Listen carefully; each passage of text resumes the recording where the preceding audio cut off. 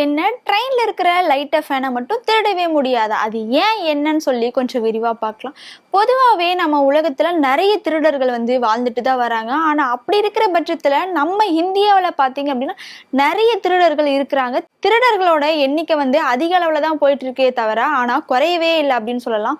So அப்படி இருக்கும்போது திருடர்களுக்கு வந்து ஏதாச்சும் ஒரு பொருள் கிடைச்சா போதும், இது வித்துடலாம் அப்படின்ற மைண்ட் செட்ல தான் இருப்பாங்க. ஆனா அப்படி இருக்கும்போது ட்ரெயின்ல இருக்கிற லைட் ஃபேனை மட்டும் திருடவே முடியாது.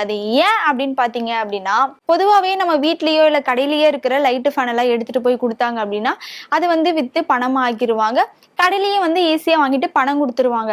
ஆனா ட்ரெயின்ல இருக்கிற லைட்டு ஃபேனும் சரி, ட்ரெயினுக்கு சம்பந்தமான ஒரு பொருட்களும் சரி எடுத்துட்டு போயிட்டு கடையில கொடுத்தா வாங்க மாட்டாங்க. அது ஏன் அப்படின்னு பாத்தீங்க அப்படின்னா, ஏன்னா ட்ரெயின்ல இருக்கிற பொருள் வந்து அதுக்குன்னு சொல்லி ஒரு தனி கம்பெனி இருக்குமா, அந்த கம்பெனில கொடுத்தா மட்டும்தான் வாங்குவாங்க. ஸோ அது மட்டும் இல்லாம அது கொடுக்கும் போது அதுக்கான ப்ரொசீஜரும் கொடுத்தா மட்டும்தான் அந்த பொருளை வந்து வாங்குவாங்க. பொதுவாகவே திருடர்கள் எல்லாமே திருடக்கூடிய இடம் ஈஸியா திருட முடியும் அப்படின்னு பார்த்தா அது ட்ரெயின்ல தான். ஏதாவது ஒரு ஸ்டாப்ல ட்ரெயின் நிக்குது அப்படின்னா அதுல ஏறிட்டு அடுத்த ஸ்டாப்ல இறங்குறதுக்குள்ளேயே வந்து திருடிடுவாங்க பொருளெல்லாம். நம்ம எடுத்துட்டு போற பொருளையும் சரி, நம்ம எடுத்துட்டு போற சூட்கேஸும் சரி, நம்ம எடுத்துட்டு போற மொபைல் போனை கூட திருடிடுறாங்க.